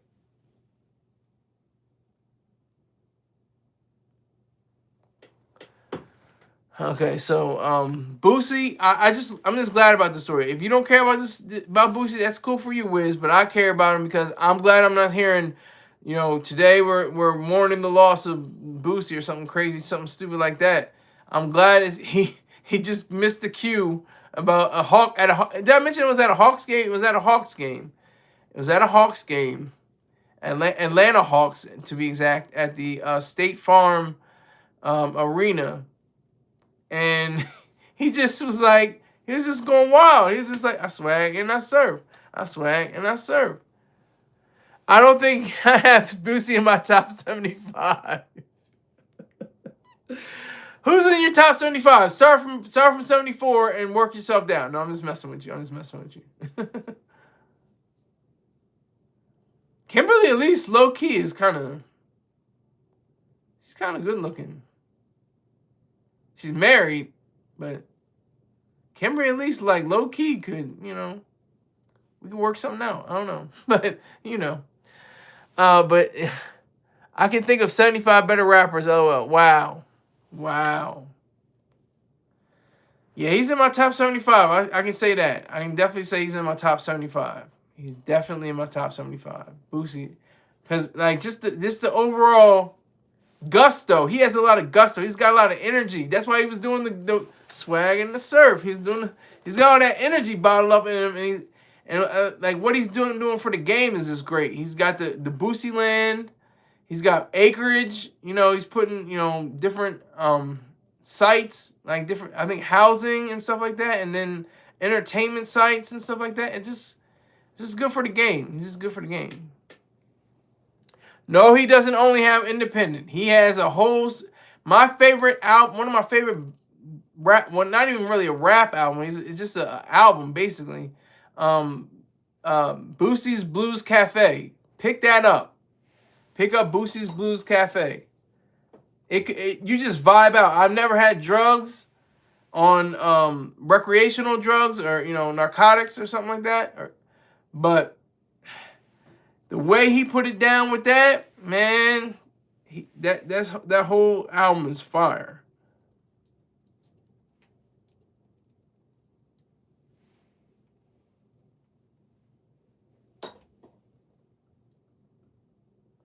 It is fire.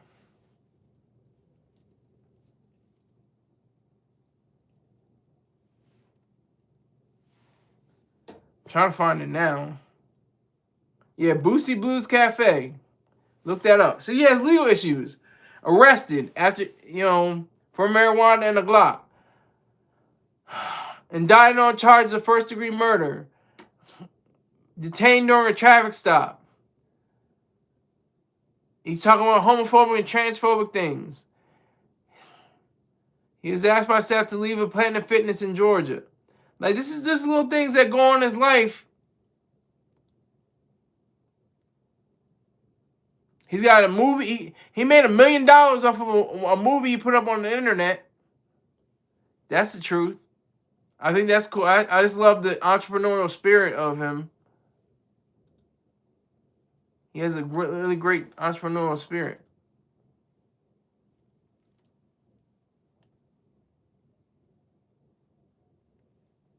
Ghetto Stories, I think it is. The movie. Trill Films. It made $1 million, I think.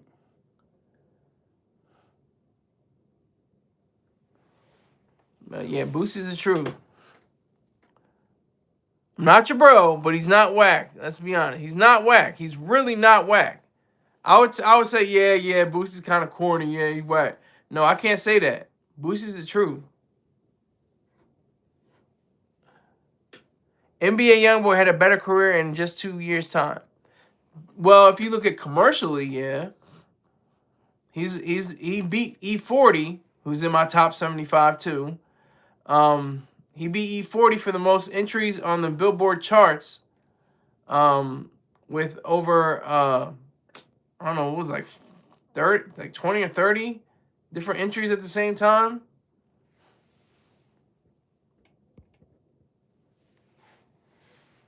So that was kind of crazy.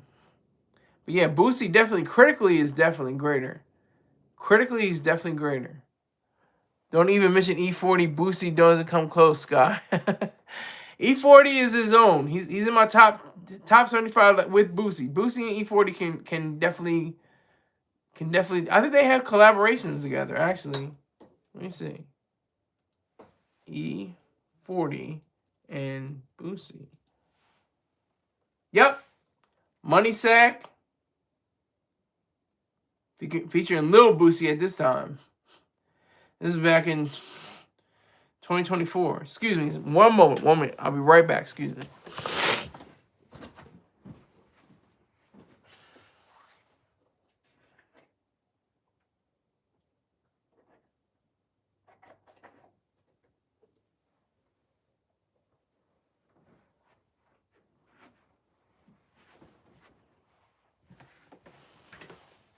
I'm back.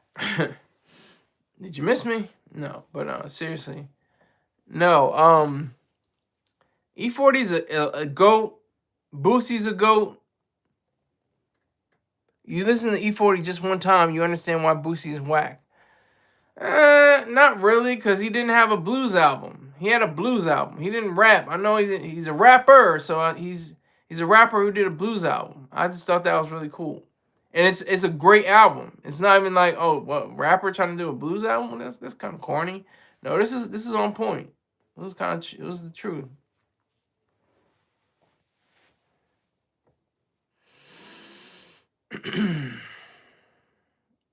E40, I was introduced to him in like 2005, 2006, something like that, with Quarterbacking. Wasn't that it? Quarterbacking with Clips. Quarterbacking.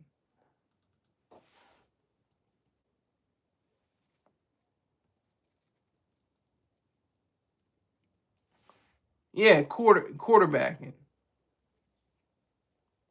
What was that? 2003. Wow. Okay. So that was 2003. E40 is one of the greatest, writers of all time. The pleasure she given me, make her stand outside forever like the Statue of Liberty, the underground pimp of the South. When he said, goes to Pip C, the underground king in the South. Put some drink in my cup and I'm chopping it up, but put some drink in my cup and put some drink in my mouth. Let me get it, because that's one of my favorite lines ever.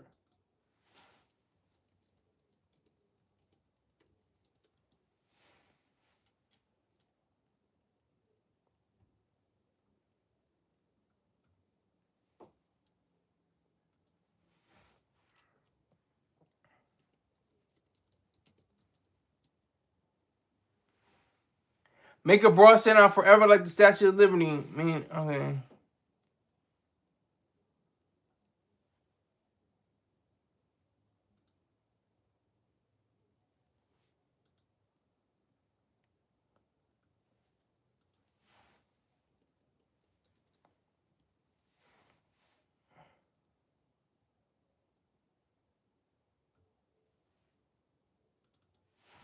E40 with Big Sean. Hold on. I'm still looking for it. Okay, cool. Okay, here we go. Here we go. Here we go. Here we go. Here we go.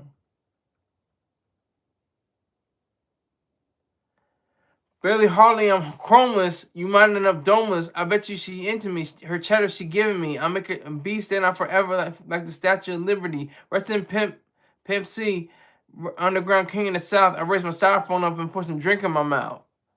So I might get a copyright strike for that. A copyright warning. Okay, what has Boosie ever been awarded for? I don't think he's one of those awardless people.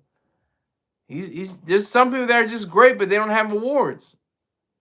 I'm trying to think of them right now, but I'm just part of the entertainment business. You don't get award. Snoop. He may have other awards, but he doesn't have any Grammys. And for the longest time, Nas didn't have any Grammys. I'm trying to think of somebody else who doesn't have any Grammys. Boosie doesn't have any Grammys. He doesn't even have any like BET awards or anything like that. I don't think so. I don't think he has any awards. I don't think so.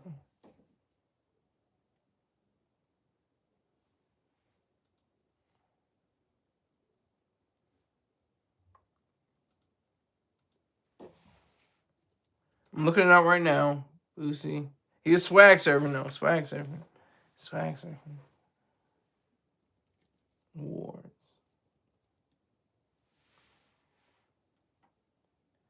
Boosie, formerly known as Lil Boosie, hasn't won major music awards like Grammys or BET Awards, but is a significant figure who performs at them, gaining huge fan love, especially for his energetic moments like the viral Wipe Me Down performance at the 2023 BET Hip Hop Awards, and recently received honorary doctorates from Heritage University. I did not even know that. Celebrating his authentic voice in hip hop, though he feels overlooked for nominations due to his unfiltered commentary. That's probably why he talks about gay people and queer people. I say that, the Q community. He talks about queer people and different things like that. Best rapper, artist of the year, song of the year. I've never seen him on BT really. LOL. It's because he only has one song. He has multiples. He has a lot of features. That I will say though. He has a lot of features, but he has his own songs as well. I can go down the list of his discography. He has so many. Look how many albums he has. He has 1, 2, 3, 4, 5, 6, 7, 8, 9, 10, 11, 12, 13, 14, 15, 16, 17 full studio albums that he's probably still getting money from.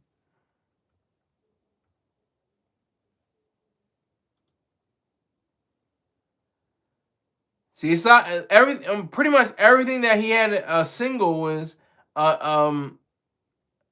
a lead artist and a featured artist. He had somebody was featuring with him, or he featured on somebody else's song. That's what maybe lowers his standing, because he seems like he needed somebody else. But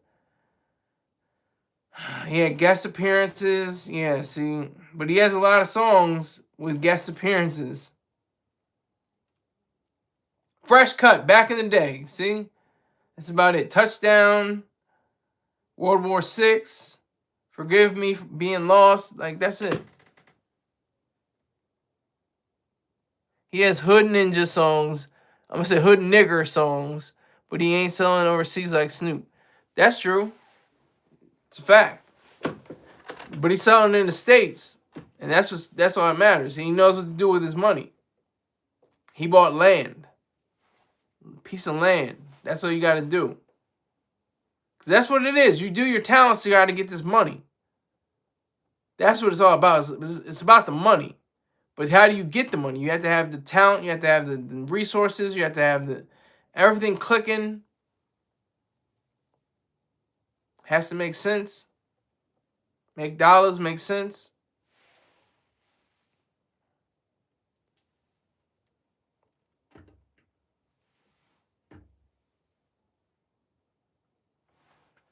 But I will grant you that he has a lot of songs, or the bulk of his songs are with features. Maybe that's calculated. I don't know, but if he made more music like Wipe Me Down, he'd be top 20 at least. Yeah, well, he's still in my top 75, no matter what. No questions asked. Top 75. And Jay's crazy. Jay was the one that said it, right? Wasn't it Jay or Bumba? Who said it?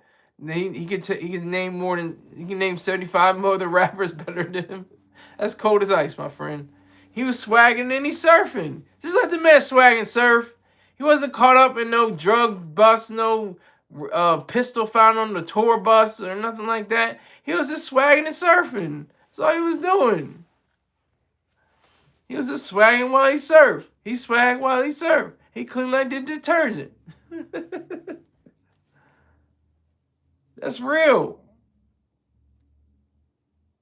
Where is Holly? Holly hasn't been around for a while. I miss Holly's live input. Sometimes she'll have a little bit of saying like, "Oh, I missed it," and she'll be like, "Oh man," or we'll just comment on the whatever story it was or something like that. But I like it when she's live. She's great. She's a great addition. She's a good friend of mine. He would have been the first. He would have been the first NBA young boy. I think there's some truth to that. I can't deny that. I think there's some truth to that. They have that similar vibe. Just work. Just work. Put in work. You're not making great songs. You're making some of the songs aren't good. You're just making songs. You're a workhorse, not a show horse. You're a workhorse. So yeah, I do respect NBA YoungBoy for that because he just put in the work. Just put in the work. Just grinding, putting out more product. Not some of it excellent. Other parts not so good. Other parts kind of terrible. But you put out the work. And you, like I said, you have those moments where you have an excellent song, you have an excellent single. And it'll pop. It'll register in the minds of the populace. Jay says, "Do you like today's music?" I don't even know what today's music is. I don't even know. Every time they say like best rap performances, I've never even heard the song. Like I go on Hot New Hip Hop, they have the best songs of 2025. Like 80% of them I never even heard of. I'm out of the loop. I don't even know what's going on anymore. I used to listen to The Breakfast Club. I can understand what the songs that would be played because they do rotation, they do recurrence, they do the same songs over and over again to get in your mind, to have that spinning in your brain. So I don't know what today's music is. Sorry to tell it to you like that, Jay, but that's the reality. I don't know what today's music is. I don't even know what I just listen to, sometimes like I just be listening to some Anita Baker sometimes, or Sade or something like that, I don't even be listening to today's music like that. I feel like the song NBA YoungBoy made with Nicki Minaj was supposed to be his moment into Hollywood, but it kind of flopped. Just like 2 Chainz. 2 Chainz, she's not good with anybody other than Young Money to me. She had songs with, I can't believe, I'm trying to remember who else she had songs with.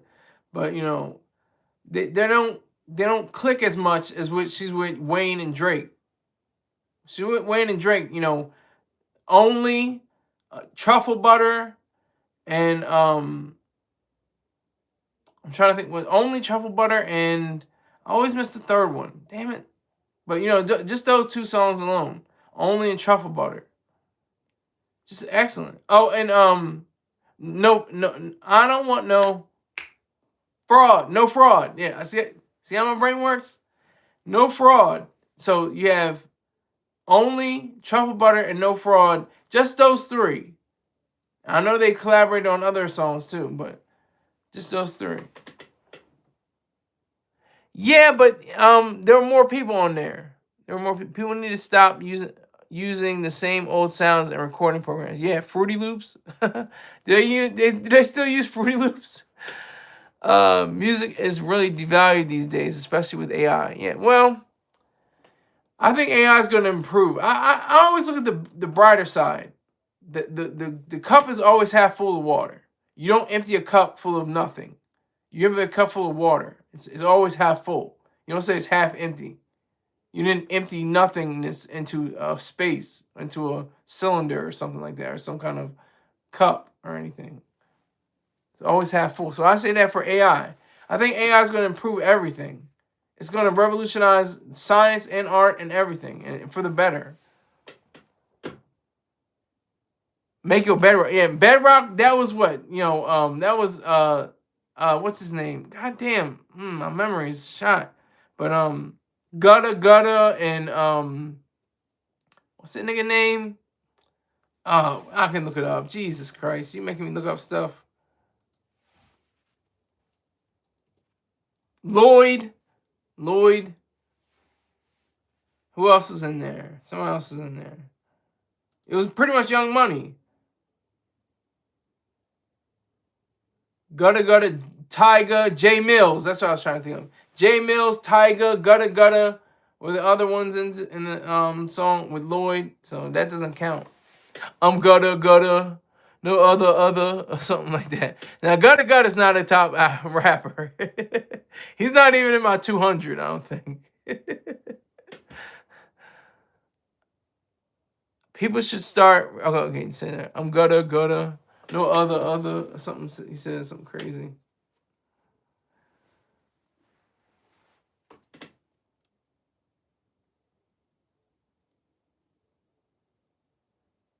That's wild. But a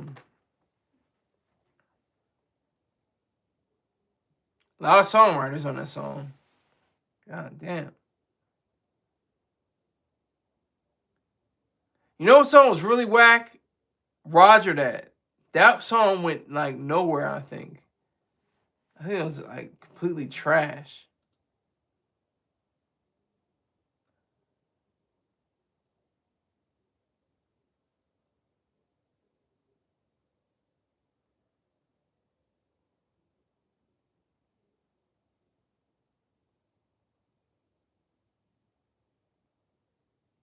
Yeah, that song was trash.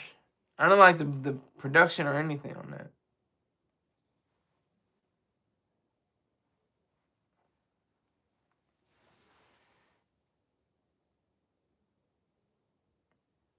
But I swag when I surf. I swag when I surf. I'm clean like this detergent. Yeah, that's the only verse I know. Yeah, Rock should make a comeback. What? Bedrock is saying? Rock should make a comeback. What are you saying? AI actually killed Roger. That LMAO. So are you saying you were on the beat before and you killed it? Is that what you're saying? Song came out 15 years ago. I can't believe it. Can't believe this is true. As time goes by.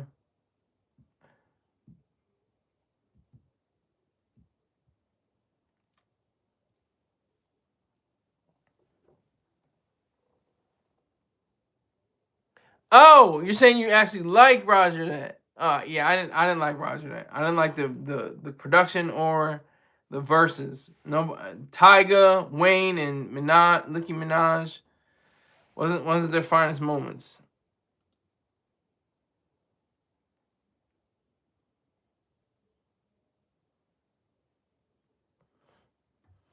And Nicki Minaj is pushing 50. I can't believe this. This is reality. She's gonna be 50 in 8 years. It's crazy. That is crazy. 7 years, really. Her birthday is in 3 days from now. You thought it was a good song as a preteen. Okay. I was a full grown man when that song came out. I didn't like it. So what is this trash? You don't hear it anywhere else. You never hear it as a recurrent anywhere. That's the truth. I've never heard it as a recurrent any time. I hear Nicki Minaj, one of my favorite Nicki Minaj song, period, with Drake. But it's a Nicki Minaj song, and he has a feature on it. Is "Moment for Life." That is my song for that is just. She has a great flow. Even Drake is on point with that. He doesn't really slack on that song.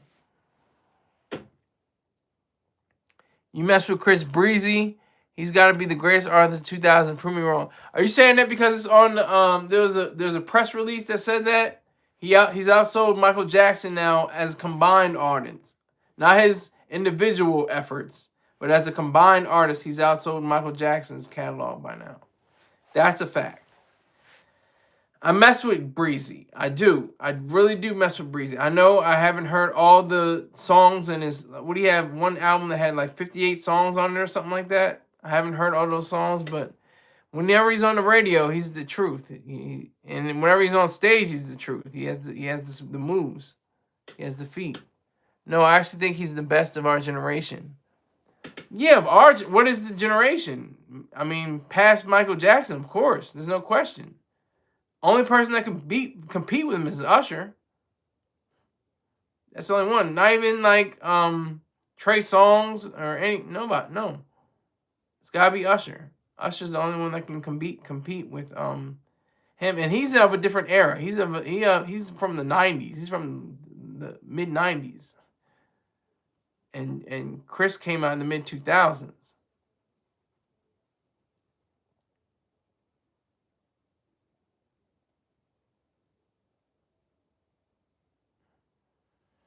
So why do I have 9 likes and 1 person in here? There's only one. Is Jay the only person in here? Oh my God.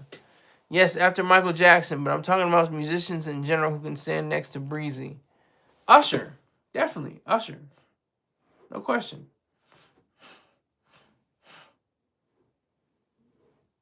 Usher's the only one.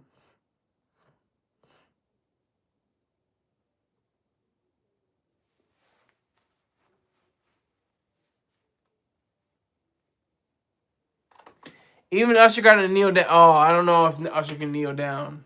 I don't think so. They probably can't do it because of, political things. They can't do it for Usher, Breezy as the Super Bowl. But who knows what would have been if he hadn't had that fiasco in the car with Rihanna. Who knows what would have been if he didn't have that with Robin. But Usher did a wonderful job. He did a spectacular job in Super Bowl. He's what? He's 40 something, I think. Hold on.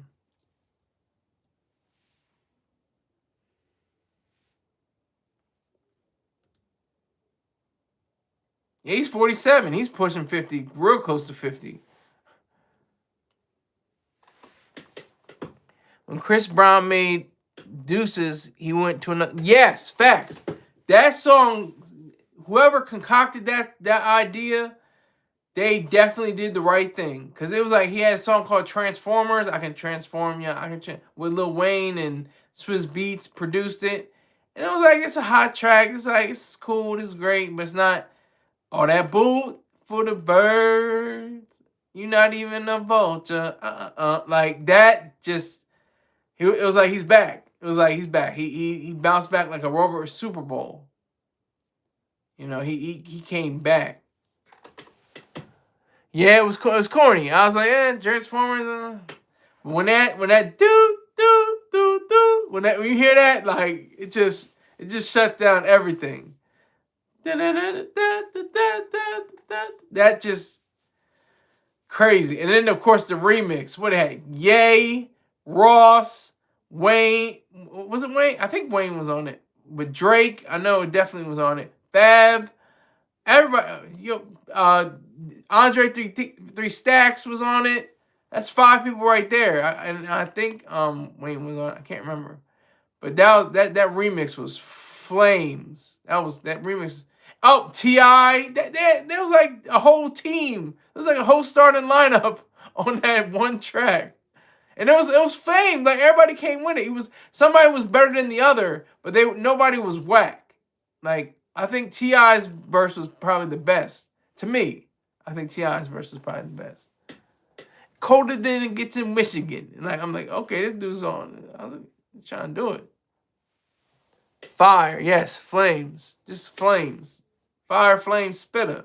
For real, for real. But Boosie, swag and he surf. He ain't had no pistol. He ain't had no marijuana on him that he wasn't supposed to have. I don't know if he can have marijuana because he's a convicted felon. I don't think they can have it. I don't know, because there's a convicted felon in the White House right now. So I don't know what you can do and you can't do. Can you still vote? Can you not vote? Can you be a president? Apparently so. Okay, now you got me thinking. Have you ever heard the collab with LL Cool J, DMX, Method Man, and I think Wu-Tang? The one with where that started the beef, wasn't Cannabis on it? Cannabis, wasn't he on there too? And that's the one where they thought he was dissing him, and they had a whole feud. LL Cool J and Cannabis. And one of my favorite lines from Cannabis and LL Cool J, Cannabis said, 99% of your fans wear high heels. And LL Cool J said, 99% of your fans don't exist. I said, God damn. He got him on that. I was like, wow.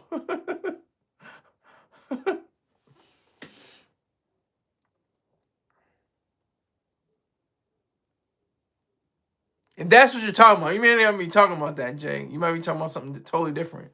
Yeah, I'm not gonna lie. I just heard it for the first time this year. I feel like I heard real music for the first time. It's a different world. It's a different world. It's a grab and go. It's grabbing. Everything's grab and go now. It's not like we're gonna measure out, how much time it's gonna take for this and do this right here and make sure we have this right here. It's like grab and go. Just take it and go with it. I'm not sure where you're gonna go with it, but just go with it. That's the reality we're in. Sad but true. Sad but true.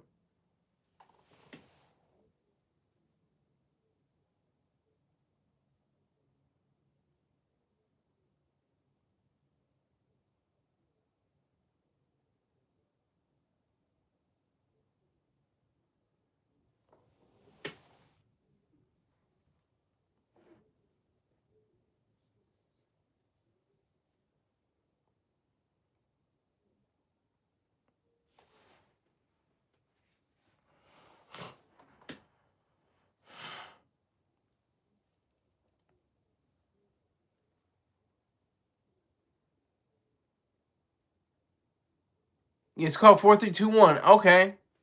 I'm gonna look that up right now.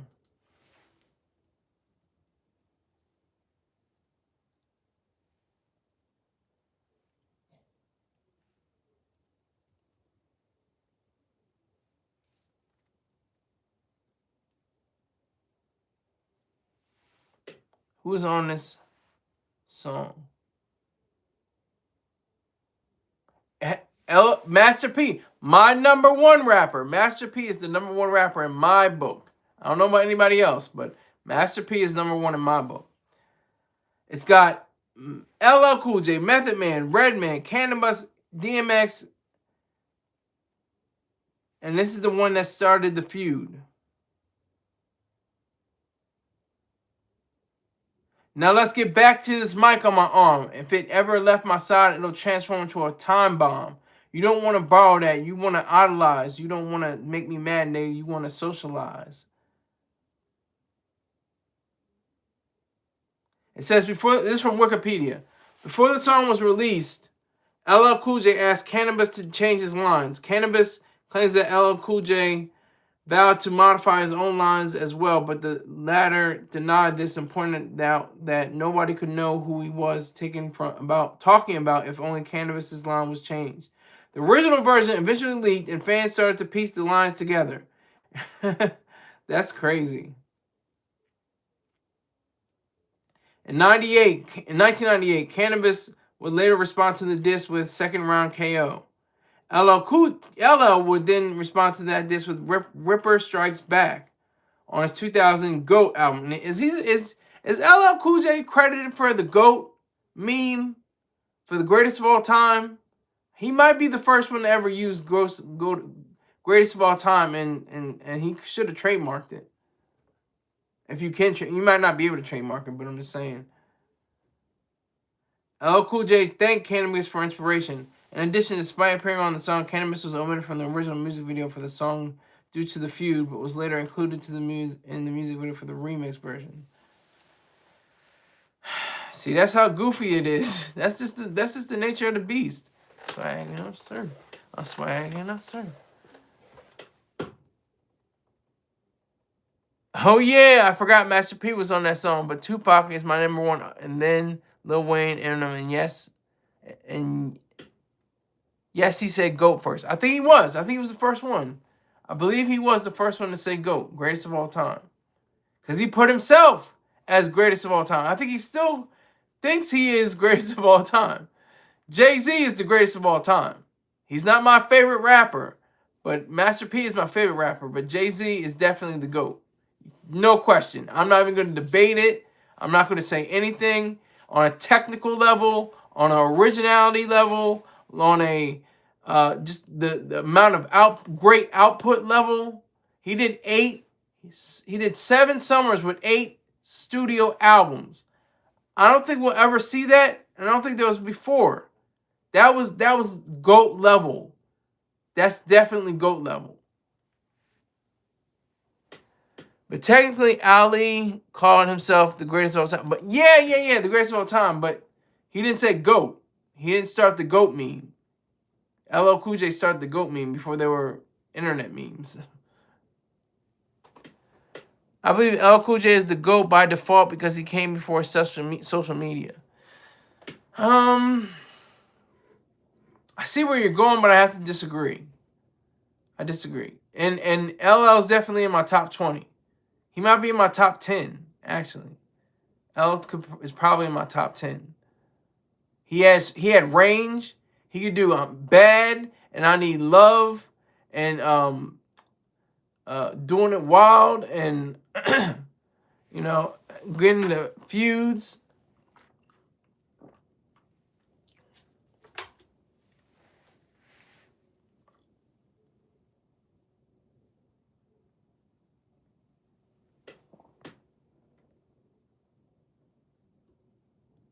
You don't think the kangaroo hat would have the Kango hit the internet by storm? Yeah, it probably would have. I'm pretty sure of that.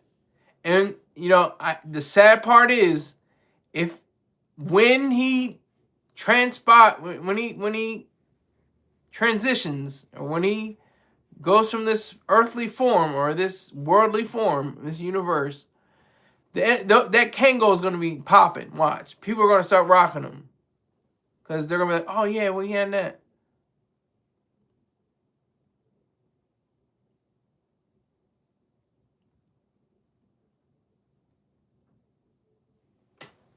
All he has to do is lick his lips. Yeah, he has a lot of licking lips. All that. For the women, but, you know, it's kind of annoying for you know, straight men, you know, like myself, you know. You notice it, you know, it's like, he's, you know.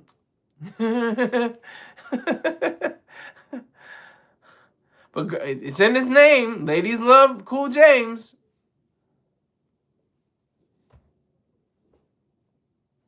But no, he is the, if I have to do a rapper basketball player analogy, he's definitely I'm trying to think of his name now. Jerry West. If there was ever a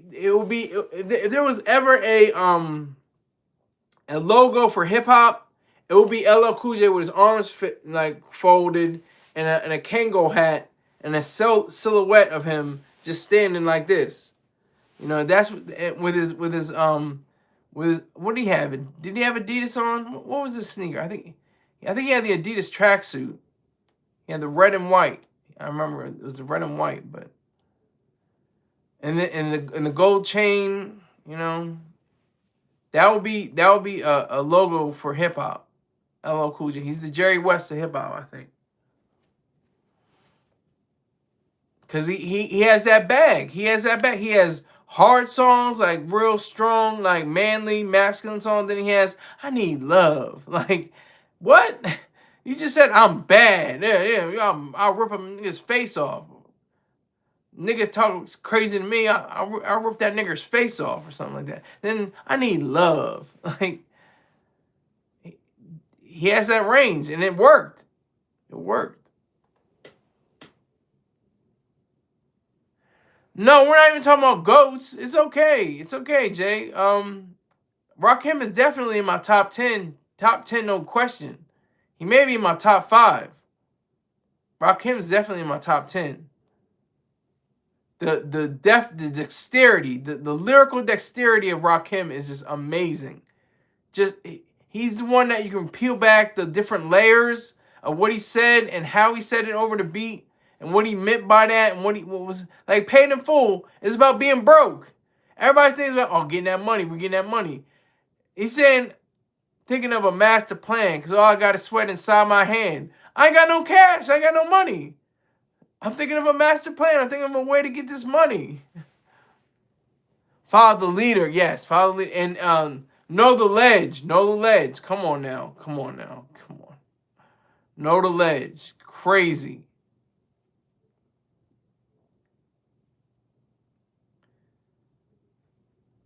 Insane. Just great. But I have to say, I'm about to close out.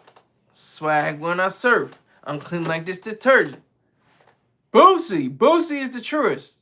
Boosie is that truth. He is that nigga, for real, for real. He's the reality. I also love how old school rappers don't curse throughout their entire song. Didn't start probably until the early 90s. Maybe late 80s, early 90s when it probably started. It's probably, I don't know who it started with. Might have started with Schoolie D. Might have started with 2 Live Crew. I'm trying to think exactly who it was that said, you know, you have to have, you know, lyrics with, you know, all these, what are they called? Jesus, I'm going crazy right now. What are they called? Curses, I guess. I'm trying to say the other word for them. Even if you mute it, the curse is still there. Who said that? Cocaine era? No, well, maybe in the, late 80s, early 90s, when cocaine rap was starting to come up at first. What was it? Oh, God. Profanity. Profanity. Use of profanity in music. But salute to my main man, Boosie. What's his real name? I don't remember his real name. Boosie. His name is Torrance Ivy Hatch Jr. Torrance Ivy Hatch Jr. One of the realest in the game, ever. Ever to put it down. Be it a first-degree murder charge. Sentenced to 10 years on multiple drug charges and drug possession with intent of distribution. He was found not guilty of murder in 2012. And after serving 5 years in prison for drug charges, Hatch was released early on March 5th, 2014. See, I didn't get that story today. I'm so glad I didn't see Boosie. Oh, damn, Boosie. I saw I was, but to be honest with you, I saw Boosie. I was like, oh, man, Boosie. What did Boosie say? What did he do? It's him going like this. All by himself. Like, it's cool. Got Patron on my... I swag and I surf. I swag and I surf. Boosiante Hatch. Torrance Ivy. Torrance Ivy. That's weird. It's a... Ivy? Okay. Okay. Ivy. I got Skylar, so that's a female. You know, they use that for male and female names. So I guess Ivy is a male name too, so...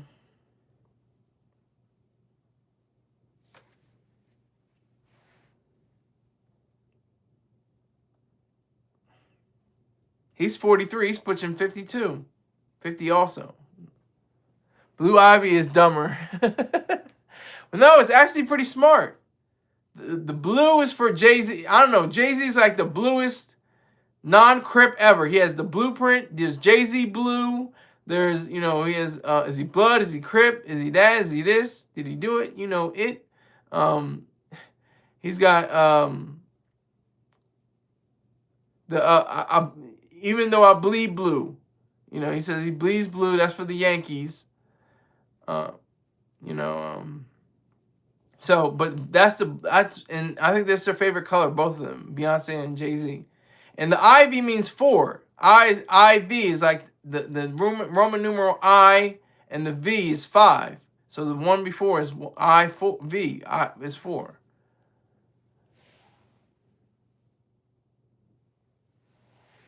I thought Jay was just moving weight since 88. Yeah, that's true too. But hey, it's been real, Jay. I think you're the only one talking to me. Somebody else is watching. I don't know if it's Wiz or not, or somebody, but this was a fun 2 hours. I think I'm going to start doing 2 hours more often. Get more views, get more likes, get more subscribers. Makes sense to me. So I appreciate you. Thank you for everybody. And remember, to swag when you surf, even if nobody's watching, even if everybody's watching, and there's no songs playing, just swag when you surf. All right, have a good night. Take care.